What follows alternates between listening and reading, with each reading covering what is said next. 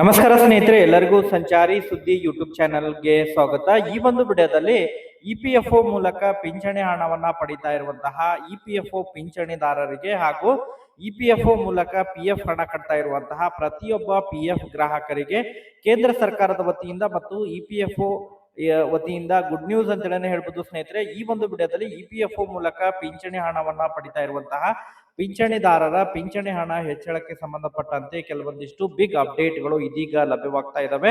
ಅದರ ಜೊತೆಗೆ ಬಹಳ ಪ್ರಮುಖವಾಗಿ ಇಪಿಎಫ್ಒ ಮೂಲಕ ಪಿಂಚಣಿ ಹಣವನ್ನ ಪಡಿತಾ ಇರುವಂತಹ ಪಿಂಚಣಿದಾರರಿಗೆ 3 ಭರ್ಜರಿ ಗುಡ್ ನ್ಯೂಸ್ ಅಂತೇಳಿ ಹೇಳ್ಬೋದು ಸ್ನೇಹಿತರೆ. 3 ಪ್ರಮುಖವಾದಂತಹ ಬದಲಾವಣೆಗಳನ್ನ ಮಾಡ್ಲಿಕ್ಕೆ ಇಪಿಎಫ್ಒ ಮುಂದಾಗ್ತಾ ಇದ್ದು, ಯಾವೆಲ್ಲ ಬದಲಾವಣೆಗಳನ್ನ ಮಾಡ್ಲಿಕ್ಕೆ ಇಪಿಎಫ್ಒ ಮುಂದಾಗ್ತಾ ಇದೆ, ಇದರಿಂದ ಪಿಂಚಣಿದಾರರಿಗೆ ಯಾವ ರೀತಿ ಸಹಾಯ ಆಗಲಿದೆ ಅದರ ಬಗ್ಗೆ ಕೂಡ ತಮಗೆ ಇನ್ಫಾರ್ಮೇಶನ್ ಅನ್ನ ತಿಳಿಸ್ತಾ ಹೋಗ್ತೇನೆ. ಅದರ ಜೊತೆಗೆ ಈಗ ಪ್ರಸಕ್ತ ಇಪಿಎಫ್ಒ ಮೂಲಕ ಪಿಎಫ್ ಹಣವನ್ನ ಕಟ್ತಾ ಇರುವಂತಹ ಪ್ರತಿಯೊಬ್ಬ ಪಿಎಫ್ ಗ್ರಾಹಕರಿಗೆ ಸಂಬಂಧಪಟ್ಟಂತೆ ಪಿಎಫ್ ಪೋರ್ಟಲ್ ನಲ್ಲಿ ಮಹತ್ವದ ಬದಲಾವಣೆಯನ್ನ ಮಾಡಿದ್ದು, ಅದರಿಂದ ಪಿಎಫ್ ಕಟ್ತಾ ಇರುವಂತಹ ಪ್ರತಿಯೊಬ್ಬ ಗ್ರಾಹಕರಿಗೂ ಕೂಡ ಬಹಳಷ್ಟು ಸಹಾಯ ಆಗಲಿದೆ ಸ್ನೇಹಿತರೆ. ಸೊ ಹಾಗಾದ್ರೆ ಏನೆಲ್ಲ ಅಪ್ಡೇಟ್ಗಳಿದಾವೆ ಅದ್ರ ಬಗ್ಗೆ ಕಂಪ್ಲೀಟ್ ಆದಂತಹ ಮಾಹಿತಿಯನ್ನ ಈ ಒಂದು ವಿಡಿಯೋದ ಮೂಲಕ ಇನ್ಫಾರ್ಮೇಶನ್ ಅನ್ನ ತಿಳಿಸ್ತಾ ಹೋಗ್ತೇನೆ. ಈ ವಿಡಿಯೋ ಕೂಡ ತಮಗೆ ಸಹಾಯ ಆಗುತ್ತೆ ಸ್ನೇಹಿತರೆ. ಸೊ ಆ ಕಾರಣಕ್ಕಾಗಿ ಪ್ರತಿಯೊಬ್ರು ಕೂಡ ತಾವು ಚಾನೆಲ್ ಅನ್ನ ಸಬ್ಸ್ಕ್ರೈಬ್ ಮಾಡ್ಕೊಂಡು ವಿಡಿಯೋನ ವೀಕ್ಷಣೆ ಮಾಡಿ. ಹಾಗಾದ್ರೆ ಬನ್ನಿ ಸ್ನೇಹಿತರೆ, ಇವತ್ತಿನ ಈ ಒಂದು ವಿಡಿಯೋನ ಪ್ರಾರಂಭಿಸೋಣ. ಹೌದು ಸ್ನೇಹಿತರೆ, ಈಗಾಗಲೇ ಇಪಿಎಫ್ಒ ಮೂಲಕ ಪಿಂಚಣಿ ಹಣವನ್ನ ಪಡಿತಾ ಇರುವಂತಹ ಪ್ರತಿಯೊಬ್ಬ ಪಿಂಚಣಿದಾರರಿಗೆ ಸಂಬಂಧಪಟ್ಟಂತಹ 3 ಪ್ರಮುಖವಾದಂತಹ ಅಪ್ಡೇಟ್ಗಳು ಇದೀಗ ಲಭ್ಯವಾಗ್ತಾ ಇದಾವೆ ಸ್ನೇಹಿತರೆ. ಡಿಎ ಹೈಕ್ಗೆ ಸಂಬಂಧಪಟ್ಟಂತೆ ಕೆಲವೊಂದಿಷ್ಟು ಅಪ್ಡೇಟ್ಗಳು ಲಭ್ಯವಾಗ್ತಾ ಇದಾವೆ ಮತ್ತು ಫಿಕ್ಸ್ಡ್ ಮೆಡಿಕಲ್ ಅಲೋವೆನ್ಸ್ಗೆ ಸಂಬಂಧಪಟ್ಟಂತಹ ಕೆಲವೊಂದಿಷ್ಟು ಅಪ್ಡೇಟ್ಗಳು ಲಭ್ಯವಾಗ್ತಾ ಇದಾವೆ ಸ್ನೇಹಿತರೆ. ಒಟ್ಟಾರೆಯಾಗಿ ತಮಗೆ ಅದರ ಜೊತೆಗೆ ಬಹಳ ಪ್ರಮುಖವಾಗಿ 3ನೇದಾಗಿ ಇಪಿಎಫ್ಒ ಮೂಲಕ ಪಿಂಚಣಿಯನ್ನ ಪಡಿತಾ ಇರುವಂತಹ ಪಿಂಚಣಿ ಹಣ ಹೆಚ್ಚಳ ಯಾವಾಗ ಆಗುತ್ತೆ ಅಂತ ಹೇಳಿ ವೇಟ್ ಮಾಡ್ತಾ ಇರೋರಿಗೂ ಕೂಡ ಗುಡ್ ನ್ಯೂಸ್ ಅಂತಾನೆ ಹೇಳ್ಬೋದು. ಅದ್ರ ಬಗ್ಗೆ ಒಂದೊಂದಾದಂತಹ ಮಾಹಿತಿಯನ್ನ ತಿಳಿಸ್ತಾ ಹೋಗ್ತೀನಿ. ತದನಂತರ ಇಪಿಎಫ್ಒ ಮೂಲಕ ಪಿಎಫ್ ಹಣ ಕಟ್ತಾ ಇರುವಂತಹ ಗ್ರಾಹಕರಿಗೆ ಸಂಬಂಧಪಟ್ಟಂತೆ ಕೂಡ ಮಾಹಿತಿಯನ್ನ ತಿಳಿಸ್ತಾ ಹೋಗ್ತೀನಿ ಸ್ನೇಹಿತರೆ. ಮೊದಲನೇದಾಗಿ ಇಪಿಎಫ್ಒ ಮೂಲಕ ಪಿಎಫ್ ಹಣ ಕಟ್ತಾ ಇರುವಂತಹ ಗ್ರಾಹಕರಿಗೆ ಈಗ ಹೊಸದಾಗಿ ಇಪಿಎಫ್ಒ 3.0 ಏನೋ ಲಾಂಚ್ ಮಾಡಿದ್ದು.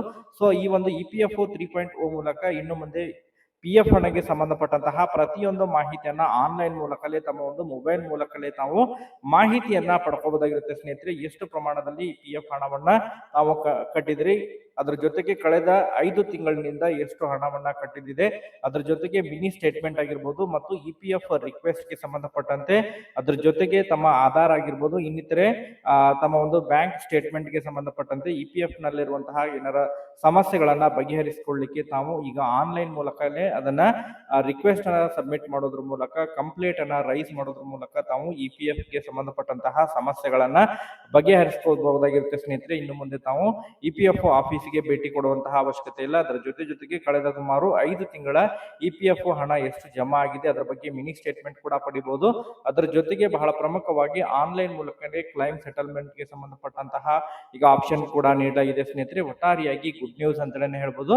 ಈಗ ಎರಡನೇದಾಗಿ ಬಹಳ ಪ್ರಮುಖವಾಗಿ ಇಪಿಎಫ್ಒ ಮೂಲಕ ಪಿಂಚಣಿ ಹಣವನ್ನ ಪಡಿತಾ ಇರುವಂತಹ ಪಿಂಚಣಿದಾರರಿಗೆ ಸಂಬಂಧಪಟ್ಟಂತಹ ಕೆಲವೊಂದಿಷ್ಟು ಬಿಗ್ ಅಪ್ಡೇಟ್ಗಳು ಲಭ್ಯವಾಗ್ತಾ ಇದಾವೆ ಸ್ನೇಹಿತರೆ. ಹೌದು ಸ್ನೇಹಿತರೆ, ಪ್ರತಿ 6 ತಿಂಗಳಿಗೊಮ್ಮೆ ಏನು ಡಿಎ ಹೈಕ್ ಮಾಡ್ತಾ ಇದ್ರು.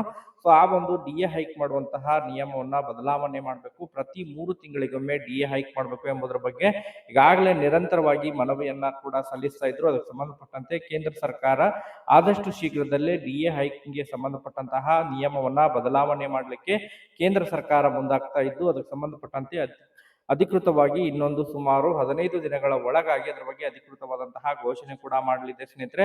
ಅದರ ಜೊತೆಗೆ ಫಿಕ್ಸ್ಡ್ ಮೆಡಿಕಲ್ ಅಲೋವೆನ್ಸ್ ಗೆ ಸಂಬಂಧಪಟ್ಟಂತೆ ಸುಮಾರು 1,000 ಹಿಡ್ಕೊಂಡು 2,000 ವರೆಗೆ ಫಿಕ್ಸ್ಡ್ ಮೆಡಿಕಲ್ ಅಲೋವೆನ್ಸ್ ಕೂಡ ಹೆಚ್ಚಳ ಆಗುವಂತಹ ನಿರೀಕ್ಷೆ ಇದೆ ಎಂಬುದರ ಬಗ್ಗೆ ಮಾಹಿತಿಗಳು ಕೇಳ್ಬರ್ತಾ ಇದಾವೆ ಸ್ನೇಹಿತರೆ.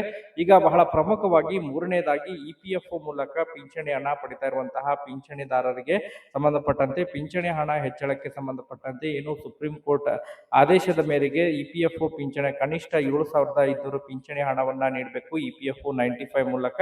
ಸೊ ಒಂದು ಪಿಂಚಣಿ ಹಣ ಹೆಚ್ಚಳಕ್ಕೆ ಸಂಬಂಧಪಟ್ಟಂತೆ ಆದಷ್ಟು ಶೀಘ್ರದಲ್ಲಿ ಕೇಂದ್ರ ಸರ್ಕಾರ ಇದರ ಬಗ್ಗೆ ಮಹತ್ವದ ನಿರ್ಧಾರವನ್ನ ತೆಗೆದುಕೊಳ್ಳಿದೆ. ಇದಕ್ಕೆ ಸಂಬಂಧಪಟ್ಟಂತೆ ಇಪಿಎಫ್ಒ ನ ಮಹತ್ವದ ಸಭೆ ಕೂಡ ಇದೇ ಡಿಸೆಂಬರ್ 12ನೇ ತಾರೀಕಿಗೆ ನಡೆಯಲಿದ್ದು, ಅದರಲ್ಲಿ ಮಹತ್ವದ ನಿರ್ಧಾರವನ್ನ ತೆಗೆದುಕೊಳ್ಳುವಂತಹ ಸಾಧ್ಯತೆಗಳಿದಾವೆ ಎಂಬುದರ ಬಗ್ಗೆ ಮೂಲಗಳಿಂದ ಮಾಹಿತಿಗಳು ಕೇಳಿಬರ್ತಾ ಇದಾವೆ. ಒಟ್ಟಾರೆಯಾಗಿ ಇದರ ಬಗ್ಗೆ ಮತ್ತೆ ಅಪ್ಡೇಟ್ಗಳು ಲಭ್ಯವಾದರೆ ತಮಗೆ ಇನ್ಫಾರ್ಮೇಶನ್ ಅನ್ನ ತಿಳಿಸ್ಕೊಡ್ತೀವಿ. Okay, thank you for watching this video.